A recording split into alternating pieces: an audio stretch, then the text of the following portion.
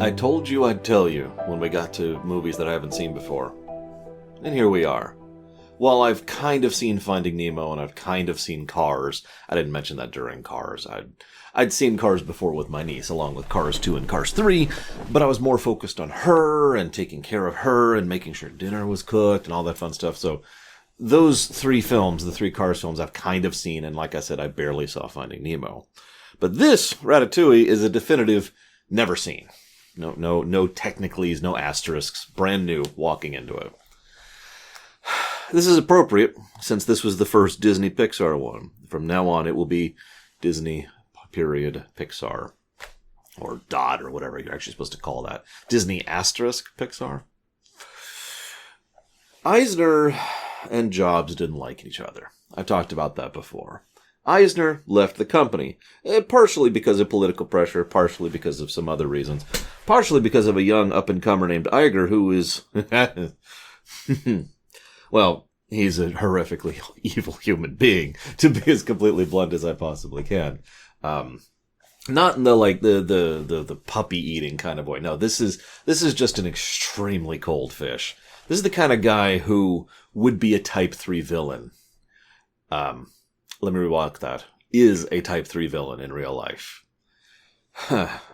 He was more willing to negotiate, so that's cool. And this leads to an interesting little anecdote. You see, Iger was watching a parade, in person or remotely, they're not sure which, in Hong Kong Disneyland when it was being launched. And during this parade, they were touting out a bunch of Disney characters. And Iger was like, none of those are Disney characters. I mean, we own them. But it's like, seeing a parade with Darth Vader and Iron Man. Those aren't Disney characters. Those are Disney-owned properties. And according to Iger, that was a bit of a revelation. Now, how true this is up to you. But from what I know of the man, this actually does track. He then spent his very first board meeting ever as CEO walking up and saying, we need to buy Pixar. We need Pixar under house, and that needs to be a Disney company. This was especially important since, remember, Pixar has been moving to get away from Disney for years at this point. And the only reason they hadn't was because they were stuck to this contract and because of Steve Jobs. In fact, it's actually entirely feasible that if Steve Jobs hadn't been the way that he was, also not a particularly good human being, by the way, then we might not have had, Disney Pixar. And again, whether that's good or bad, well, that's up to you. Either way, Jobs was more than willing to work with Iger, so that's cool. Everything's cool. That's cool. And he's like, so how do we deal with this? Okay. Well, Iger presented the idea of how much of the profit of Pixar was not cycling directly back into Disney. And he was right. It's just it was cycling partially into Disney and partially into Pixar. So why don't we just solve that? Now, again, based on everything I've said over this whole series, you might wonder, why would Pixar ever sell on this? There's two big reasons why Pixar decided to go ahead and embrace this. Reason number one is Steve Jobs, who owned a stupid amount of Pixar and, as a direct consequence, also became the majority shareholder of Disney. Probably a motivating factor. But there is one other reason, and this one hits a little bit close to home for me as a Star Wars geek. I'm sure a decent number of you watching this are familiar with Star Wars geekdom. If you're not, I'm going to give you a very brief version of this tale. Because this is actually a very complex story. But when Lucas was finally thinking about walking away from Star Wars, handing the reins to someone else, he spent years looking for someone he felt he could trust with it. Because Star Wars was his baby, right? Oh, we can disparage George Lucas all day long, and there's plenty of reasons to do so. But at the end of the day, he's probably actually one of the more decent, upper echelon, rich, creative, executive types that we've had over the last 40 years. And I stand by that statement. He just wanted someone who cared about Star Wars, because that was his baby. And he wanted someone to take care of it going forwards. He was convinced, how do I put this as nicely as possible? Under bad faith, he was convinced that Iger was the man to take care of that. And Iger himself, Type 3 villain, was very good at schmoozing and charismaing and said all the right things at all the right time. Now, Anybody familiar? Now, this is not to disparage Disney Star Wars. That's not what I'm interested in. I actually like quite a bit of Disney Star Wars. But almost immediately after the sale happened, almost immediately after Star Wars went under Disney and Iger took the reins from him, Iger immediately reneged on almost every single one of his promises to Lucas and decided to do his own thing because screw him. And then started just behaving in ways that showed that he thought of it as just another property and not something that he cared about. Now you might think, well, of course, he's an executive, to which I once again point back to Lucas, who did actually care. Catmull and Lasseter, I hate to speak positively of Lasseter for obvious reasons, but Catmull is the big one here. They were in the same boat Lucas was. Jobs, I can't believe this, Steve Jobs managed to convince them that Iger was going to, it's the same story, basically. You know, it's okay. Iger will care. He'll take care of the company. Everything will be cool. We'll all be great. And he managed to convince the duo, and that was the second point of why they decided to sell out to Disney, even though none of them really wanted to do that, at least initially. Now, I don't know a lot about John Lasseter. I've mentioned his name a few times in relation to the creation of Pixar, and he has obvious relevance. If I was to be unkind, I would theorize that Lasseter is more of an executive and less of a person. You know, like Rick Berman, to use another example of this kind of person. Someone who is more concerned with the position, the office, the job, the money, the perks, and playing the game, and all that entails, rather than being a human being and trying to be a decent human being. Given the fact that it was Jobs trying to convince him, I mean, why would you ever let Steve Jobs convince you of anything? Especially on this personal of a level. It makes me wonder if Lasseter wasn't already on board with this whole idea, despite his statements to the contrary. Now, I don't know about Catmull. He's kind of a rogue element here. But that's three major executive people, none of whom are particularly good people by all measures, and all three of whom are directly responsible for the beloved Pixar and all its wheelhouse being put under the law firm of Disney.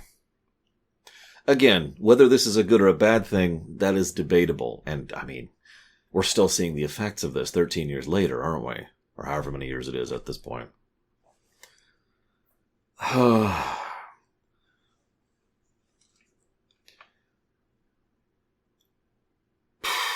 So, this movie was originally being done by Jan Pinkara, who was an animator and artist, and was being given a chance to go ahead and work on something kind of like everyone else had been previously. Now, I've heard differing reports on this one, but apparently Pinkara's team, I don't want to blame Pinkara themselves, but Pinkara's team wasn't working out great. And the movie was just kind of directionless, and they're like, okay, what are we doing with this? And so Brad Bird, who had just finished work on The Incredibles, was called in to take this film and to say, okay, here's the deal. We need you to completely overhaul this thing in about 9 months, but you have to use the existing assets, so you need to kind of craft a new story from it. So we need a total script overhaul, and it's just Toy Story 2. It's just Toy Story 2 all over again. Now, Toy Story 2 was a good film, but you notice how the very, very first Disney Pixar film goes right back to crunch. You catch that? Brad Bird actually walked away from filmmaking for a brief period of time after this because he was sufficiently burnt out that he just didn't want to deal with it anymore. Don't blame him. He did win an Oscar for this film, his second Oscar, by the way. Not that Oscars mean anything, but I'm just pointing it out because obviously a lot of people liked this film. I'd say I'm not sure why, but I don't want to give away too much. So, okay, fine. This is also when the brain trust was really in full swing. Now, I've mentioned it a few times, and I kind of stopped mentioning it because it became the norm. But by all accounts, Brad Bird, yeah, that's right, that's the name, right? Oh, shoot, now I can't remember. Oh, God, I hate it when I sort of forget a name, and I'm not sure I have the right name, and so I gotta go check. Yeah, it is Brad Bird, okay. Don't doubt yourself, Laura. Brad Bird pulled in a bunch of people into the office, basically. I was like, okay, let's talk this out. Let's figure this out. What's funny, though, Lasseter had a rule. Whether this is a good rule or not is up to you.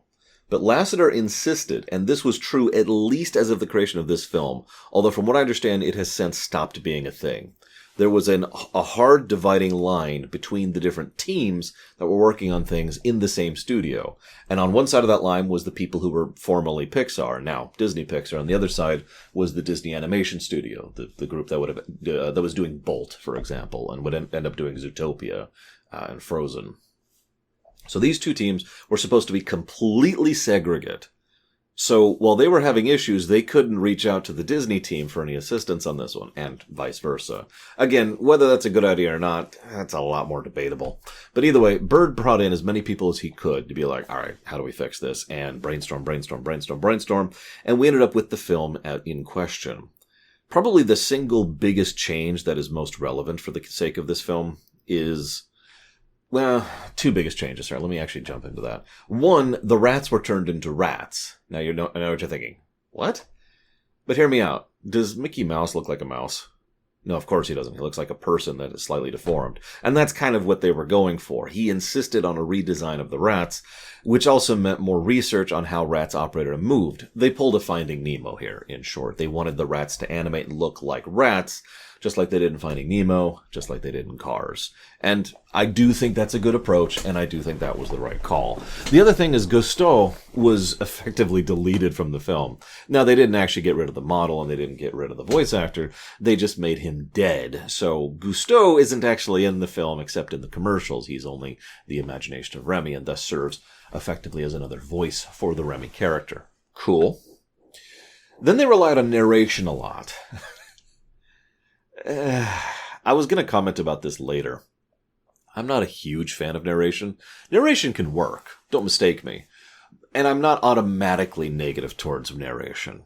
But I don't think, unlike some other filmmaking tools which can have awesome stuff just by their very virtue of being that tool, I don't think narration would ever be an automatic positive either. And I feel like in this film it is almost completely unnecessary. There's a scene towards the end of the film, I'll jump right to a specific scene, where he starts narrating what's happening on the screen. It's 100% unnecessary. Now, I know, showing and telling, and that's exactly what this is. But when I say it's 100% unnecessary, they literally have a bit where he stands and he says, "Thank you for the meal." And he says, and then he said, "Thank you for the meal." It's just, you're literally narrating the events that are happening on screen.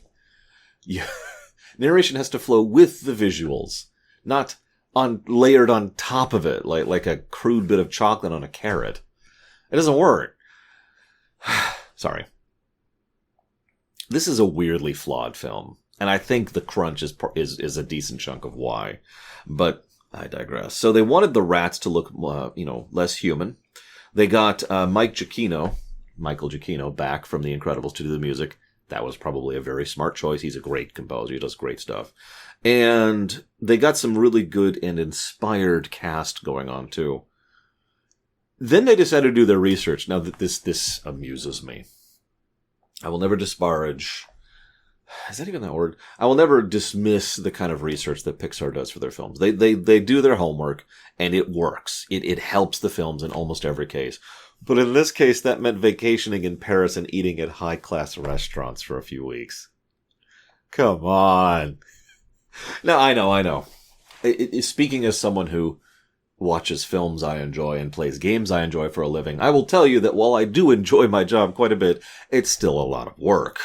I suppose I could be lying here. I don't have a way of proving that I'm not lying. But trust me when I say that it is still a lot of work. So again, they probably did still have to actually be like, okay, they did this, and that works here, and this is the atmosphere, and this is the audio design of the room that it's in. There's a muted thing, and this is how the front door is, and this is how this... And they probably took a lot of notes because, well, they do a good job with it in the film itself. They also do a good job with the kitchen. They apparently did extensive research on how commercial kitchens work, both in the United States and in France, in order to try and get a feel and structure for how it should function and to fill out the various characters. Now, I want to add one other little tidbit here. I mentioned that, this was nominated for an Oscar. Won an Oscar for Best Animated Picture. But what's really strange here is multiple people in multiple interviews have all said the same thing. That this was the first Pixar film that was just designed for adults, not designed for kids. I want you to keep that in mind. So, we start off. Anton is gatekeeping, of course. And we get to Remy. We get some establishment of Remy. We find out that he has a very good sense of smell. Okay, that's cool. He is then turned into a factory worker as per his sense of smell. Okay, that's not quite as cool. I mean, could you imagine having to sit there and do your job that you like creatively in like a factory standard kind of a way, punching out episode after episode every single day? Can you imagine? Sorry, what I actually want to relate to here is Rarity. Yes, I'm making a My Little Pony reference. Because there's an episode, I don't remember the name of it, where she makes this beautiful dress.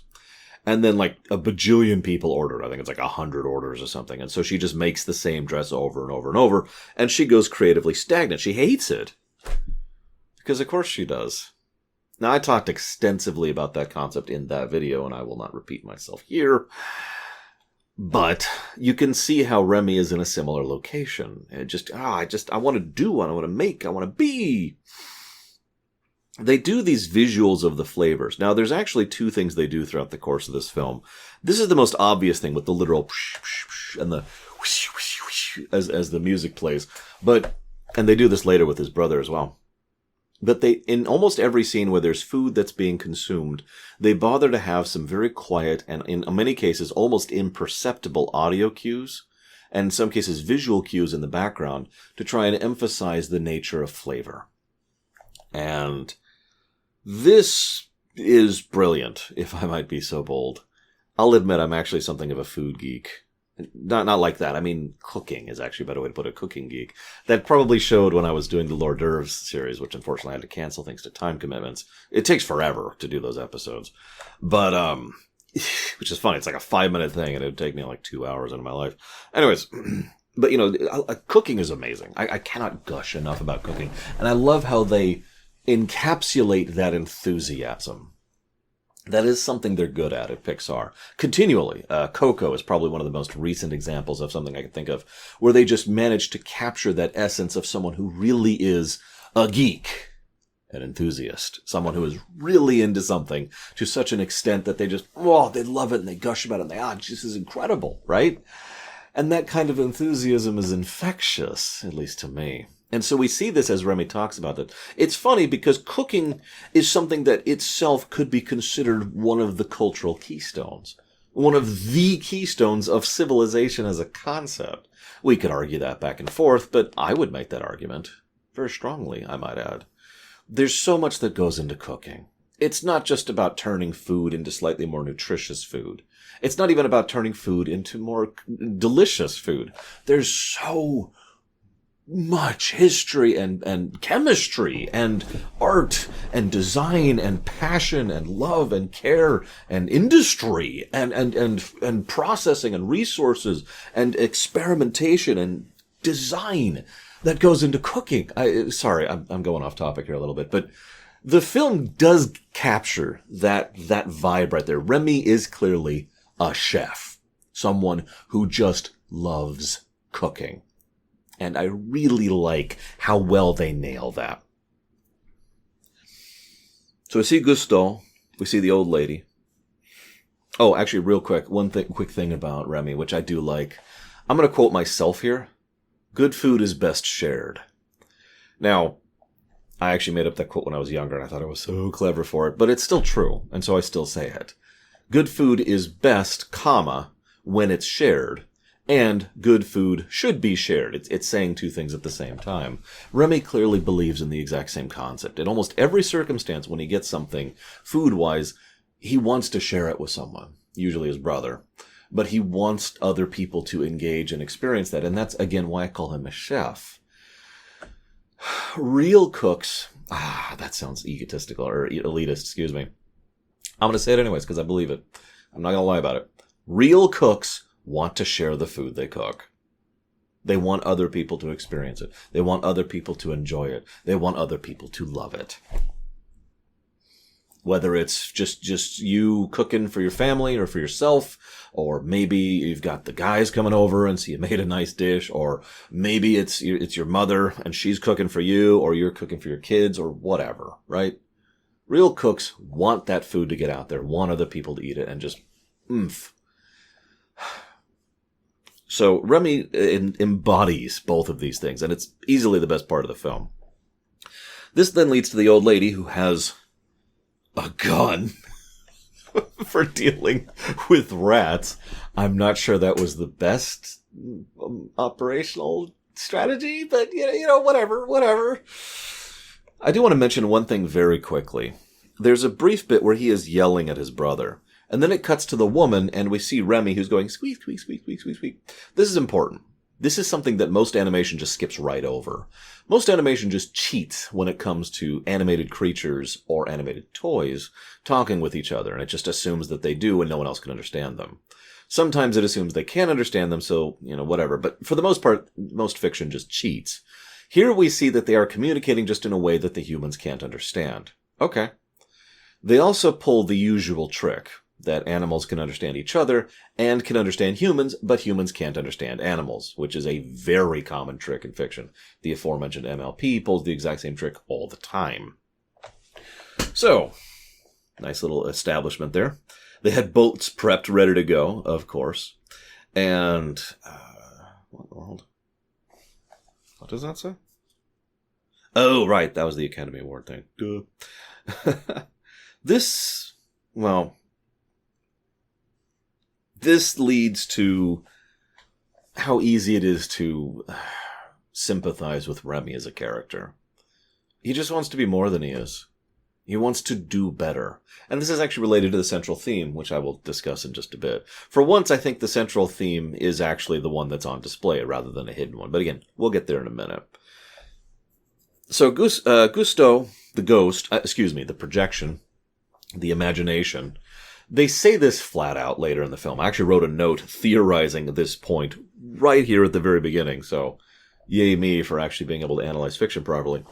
This is him expressing himself without fear, is how I put it. Later on, he states this as, why are you the only person I can be honest with? Why do I need you to tell me what I already know? Why do I have to hide what I am from everyone else around me?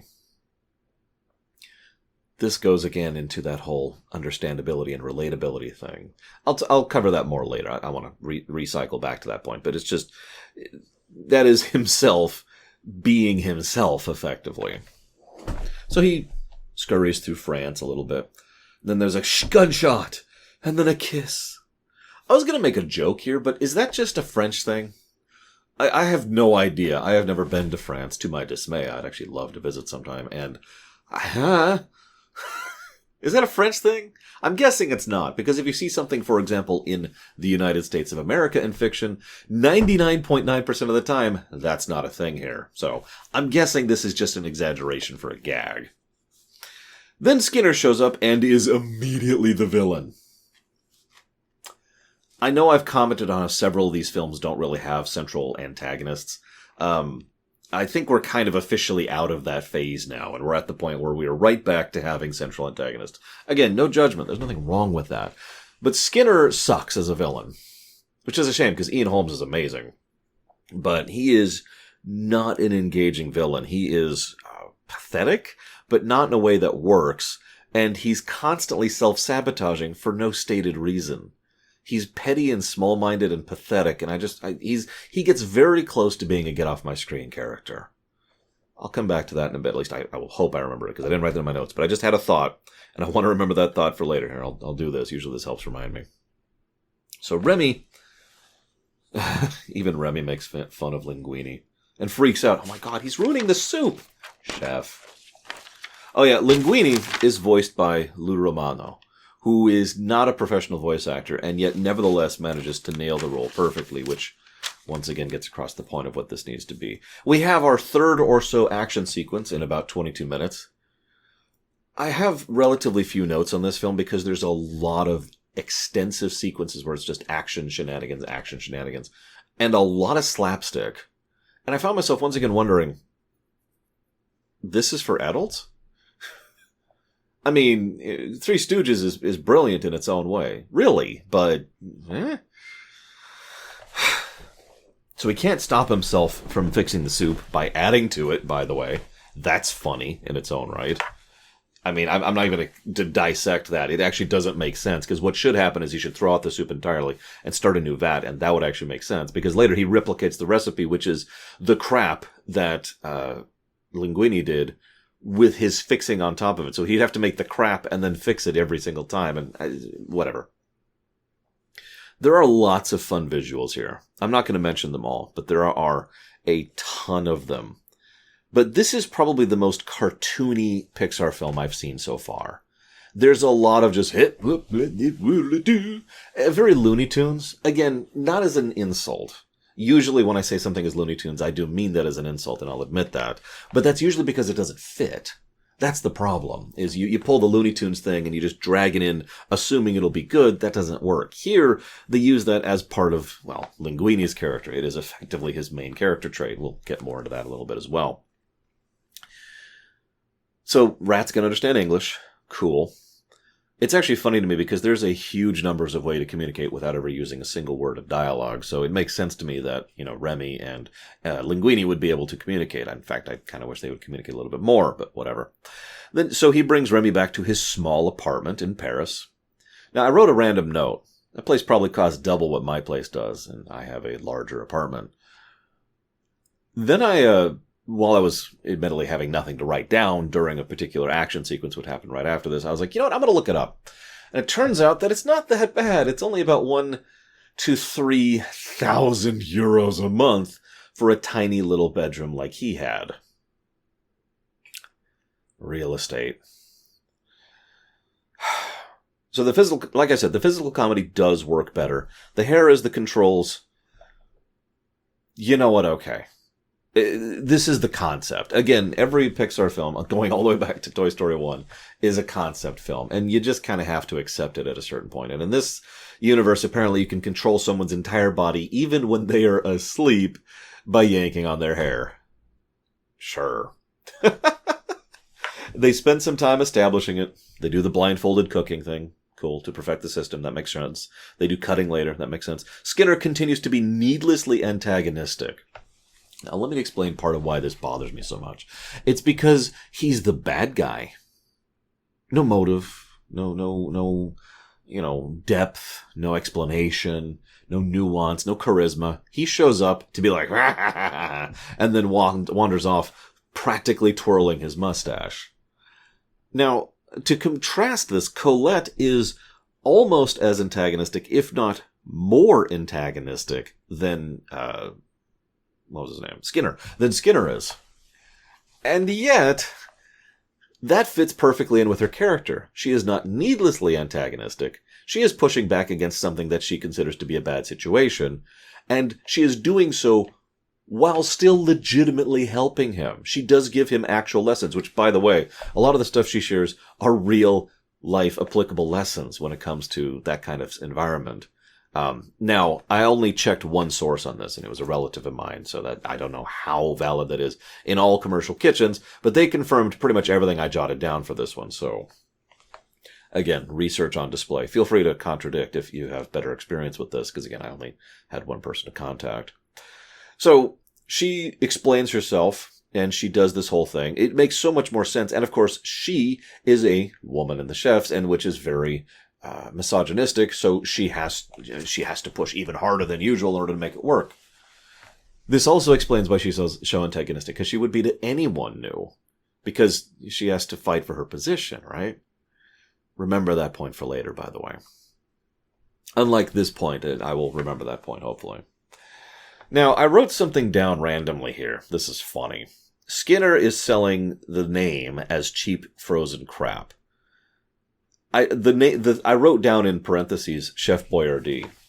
Later on, right about here, Ego actually flat out compares this whole situation to Chef Boyardee. Wow. For those of you not aware, Chef Boyardee is based on a real chef who was a very good chef, who was then resigned to be a face on a label of cheap and frankly kind of crap food. Sound familiar? Anyways, so after all this, at this point, we're relatively well into the film. We're about halfway in at this point. He finds the letter. He actually reads the letter and finds out that that is Gusteau's son and is the rightful owner of this restaurant, which he needs in order to keep doing his frozen crap. And now, for the first time, he actually has a motivation to be so antagonistic towards our main protagonists, instead of just being a dick for no reason. Cute. Anywho, this is where I mentioned that she gives really legitimately good help and advice. This is also where she kind of runs down all the other people who work here. One of them ran away from home at 12. One of them was a foreign prisoner. One of them's a former gambler cheater. One of them used to be a gun runner. And we kind of see why they tolerate him. This also leads to a bit where he says thank you, and she says thank you back.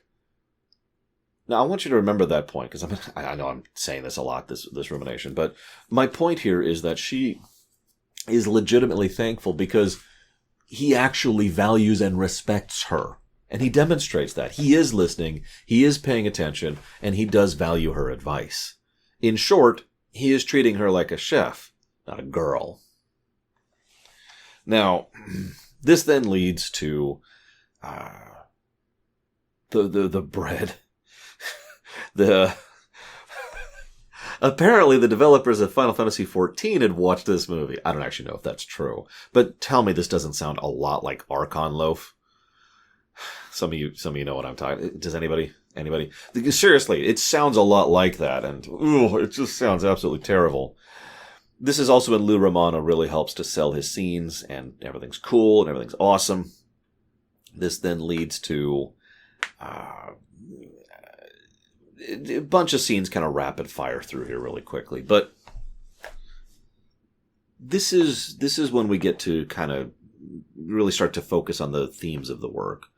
I mean, he gets Linguini. I keep stuttering over his name. He gets him very drunk on wine. Makes sense. He has no alcohol tolerance. And gets him to spill absolutely nothing. Ratatouille, roll credits. And this, a drink to non-idiocy. I wish. But no. Remy then starts to steal for the browner. Okay. Yeah, that's cool. There's a nice Skaven line there. We don't leave the nest, we make it bigger. And this is when the controls also work when they're asleep, and there's this kind of aggravating problem where this is aimed at adults, and lessons and ideas about connections between people. We could be more. One of the biggest themes that this film hits over, it's actually probably two themes that just kind of have to dovetail nicely, is taking from reality rather than adding back into it. And the film gives a direct comparison of this idea. A rat can go and steal some food, or a rat can go and cook some food. There you go. Straight one-to-one example. I myself have talked about this on a national level before, historically, as well as in fiction.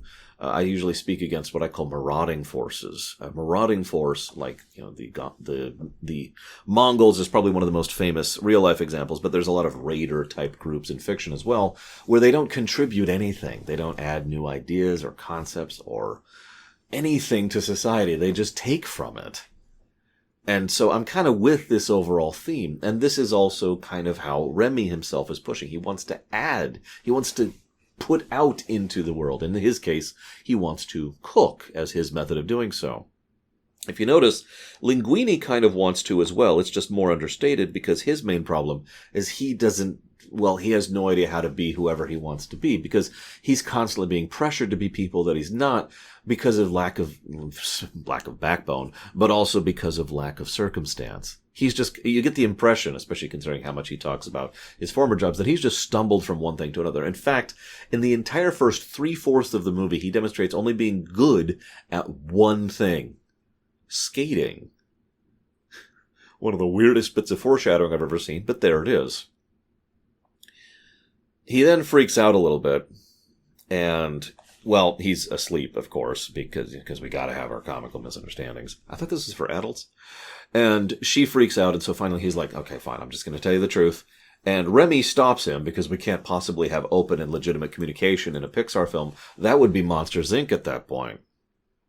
Instead, he stumbles into the kiss, and she grabs her pepper spray. This scene irritates me. unabashedly, and I hate how forced and awkward it is.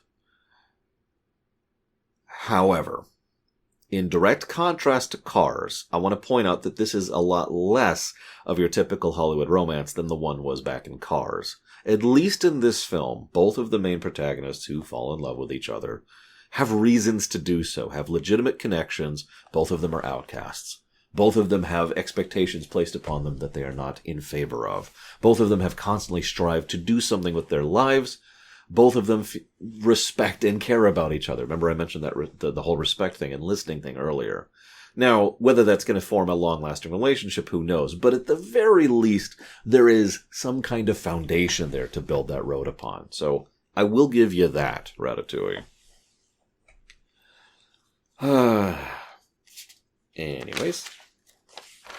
This then leads to our first real showcasing of Ego, who kind of becomes the new main antagonist, because he shows up and he's like, he's tall, everything, the wonderful visuals. He's got the skeleton typewriter. His whole area looks like this big, gaunt, almost vampire-looking place. He himself looks rather thin and gaunt and like he's getting a little bit skeletal. Keep that in mind, too, by the way. We're up to like 5 things at this point, although we've already paid off one of them. And Skinner, meanwhile, is freaking losing it and just being an idiot at this point. His plans are terrible. There's a lot of narration here, which doesn't need to be here. And this is interesting. So Remy reveals the truth about the situation to Linguini, that he is his son, that he inherits his estate, blah, blah, blah. So Linguini then immediately pays Remy back. I hope you paid attention to that. Make sure he has his own bed, his own nice food, make sure he's taken care of. And the two have this nice thing going on. You'll also notice that the villain, Skinner, effectively leaves the film at this point. Not entirely, but very close to permanently leaving the film. Funnily enough, he really did get off my screen. And I swear this is kind of a coincidence, but also partially not. This is when the film started actually being good for me. Oh, there's been good moments up till now. But in a similar way to Cars, the final act is substantially better constructed than the rest of it. Remy is getting upset. Why? Well, because of the other theme that I hinted at earlier. Identity. Once again, I find myself asking the same question. This has already come up in the Pixar block. I imagine several of you out there, and you don't have to say anything in comments, understand what it's like to be something and not be able to be that thing openly. You know, maybe it's your gender, or maybe it's because of what you like or think politically, or in terms of which Star Wars film you like. It could be something simple. It doesn't matter. You have to hide that because of how judgmental our society and our people tend to be in general. And so you just kind of clamp down on that. I know exactly what that feels like. Do you know how many years I had to spend as a social pariah for the fact that I liked Star Trek? I can talk about it so openly now. But I spent years under that weight. How about video games? Huh? Nerd. Or D&D, or writing, or engineering, or math, or any of the other things that I always got into. I mean, I'm kind of a massive geek about everything, you know that.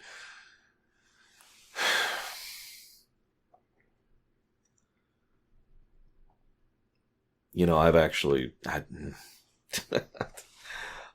had some people jump down my throat in the past for the simple idea that people shouldn't jump down people's throats over things like that.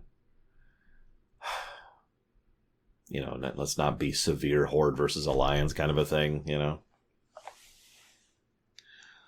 So, Remy wanting to be himself is, again, the other big theme of the film. And it ties so neatly into adding to the world, because these people want to add to the world. They want to produce something, contribute something, right? Just like Linguini does. I keep thinking I'm screwing up his name. Double check my notes here. No, it is Linguini. Alfredo Linguini, that's his name. Who names their kid that? Just like Linguini just wants to be himself. He's actually a pretty good waiter. At the end, he gets on the skates. Nice little touch there. What about Colette? Or was it Cosette? Oh, God, I'm screwing up all the names. No, it's Colette. I'm right. Stop doubting yourself, Laura. She just wants to be herself. She doesn't want to have to constantly fight and scrap and scrail for every little inch of ground that she has. She just wants to be a frickin' chef. She's a good chef, too. In fact, if you pay attention, she's probably the second best chef we see in the film, and that's only behind Remy himself. And I don't just mean in terms of cooking prowess. I mean in how she organizes and takes care of the kitchen. There's this bit where Linguini has to go up and give a speech, and it's terrible and meandering and awful. And then she takes charge and says, let's go and let's do things. Now, you already see the pair-up and how the two could actually work pretty well together there. But you'll also notice how she is, probably unintentionally, pushing him to be someone he's not, a head chef. And you see how that ties in beautifully at that point. And these themes work so well in this final act. Both of these themes just dovetail over each other beautifully with almost every main character. I mean, what exactly is Skinner adding to the world by stamping bad frozen food with some other guy's name that he stole? I mean, you get it, right? Huh. Now, this is the brilliant part, and this is why I really like this. So Anton shows up. He's very gaunt. Of course. They even comment on it. He has this line. I don't like food. I love it. And if I don't love it, I don't swallow it. Now, it's said as kind of a villainous sort of a thing, but if you pay attention, that says a lot about the character, doesn't it? It's probably our earliest bit of foreshadowing that the man is more than he appears, and is actually one of my favorite characters in this work. I'd probably put Colette at the first, and then him, and then Linguini, and then Remy, if I had to number them.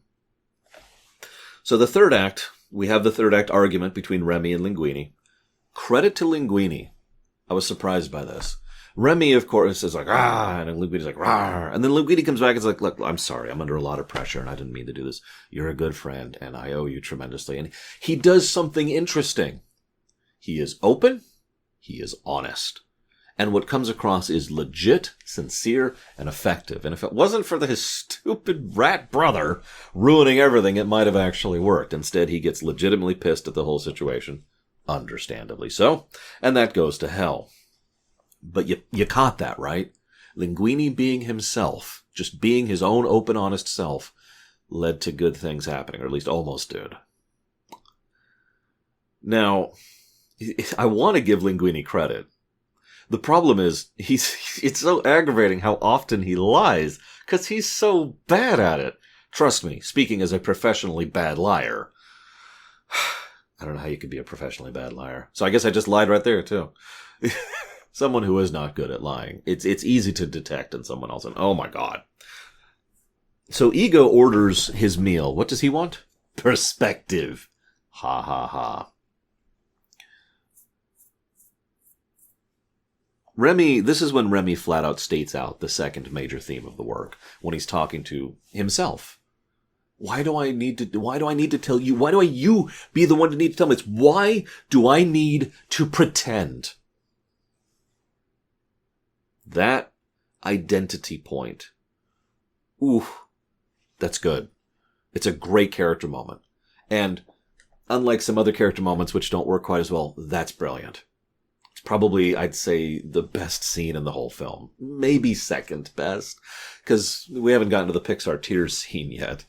You probably know which one I'm going to mention. Although I am, as ever, and with all of these rooms, I'm curious which moment is the Pixar tears moment for you in each of these.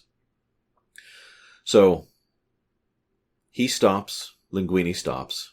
Linguini prevents them from going. He gives a much better speech. A way better speech. Which actually pisses me off because the rest of the cooks all just bail on him as a result of that. Piss ants. But he does give a much more heartfelt, legit speech that probably should have convinced at least one of them. This also leads to Colette. I asked you to remember that? Remember? Well, she goes off and she sees the book and she realizes that she really is in the same kind of boat as both Remy and Linguini. She knows what it's like to be that kind of an outsider. Someone who has to fight and scrimp and scrave for every inch she gets. And she just can't bring herself to abandon that. So, good on her for that. She turns around. She's the only one who comes back to help. And then we get to him being the waiter. He's good on the skates, as I mentioned earlier. And what, you want to serve him a peasant dish? This is the scene. This is the Pixar tears scene right there. They serve him a peasant's dish. Very appropriate, actually. Remy himself is functionally a peasant. So is Linguini. So is Colette. And peasant food can be, well, its own thing. And honestly, I could just go off on a whole tangent for this for like 20 minutes. Let's not. But peasant food has its own connotations. But one of the big things about it is there's a simplicity to it.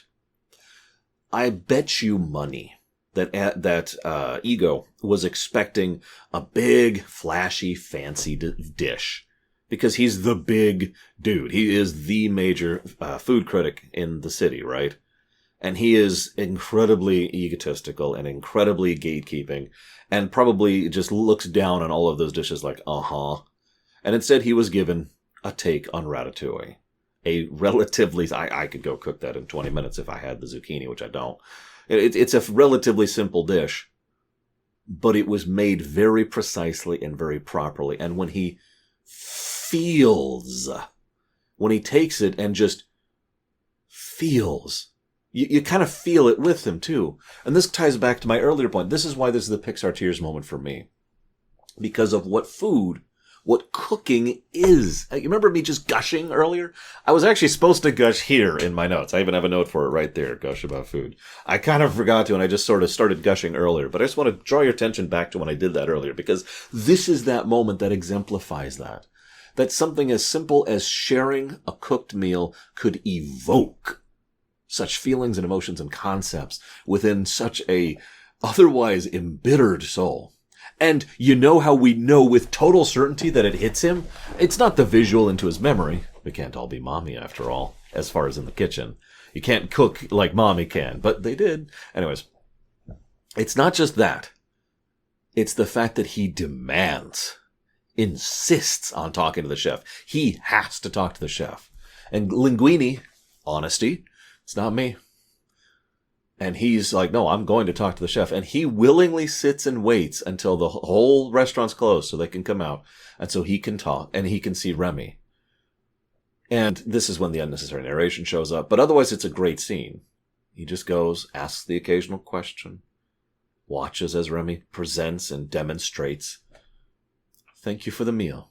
And then he leaves. He has a great speech. I wish I'd written it all down, but it would take a while. It's something about how we reviewers tend to have an easy job when you think about it, because all we do is take and not give.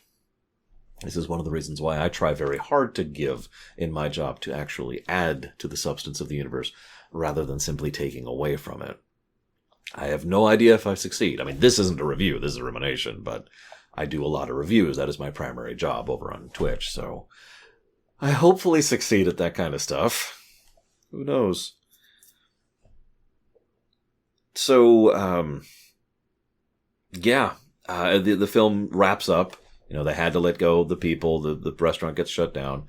Ego personally funds a new restaurant just to help share the love of food, once again, adding to the universe, to try and share this wonder, this great chef with others. Yeah. And one last tiny little tidbit. You notice he's looking a lot less gaunt there, too. I'll give you that one, film. I forgot what this one was, sorry. I probably addressed it somewhere along the lines, but this was another one of those bipolar films for me. I end on a high note, just like with Cars. The first part was just kind of, okay. A little bit too much physical comedy, a little bit too much action sequence, a little bit too little substance. But proper foreshadowing for once, which then led to a legitimately good final act. So I will give you a surprisingly good film for the first Disney Pixar work. We'll see how well this continues next time.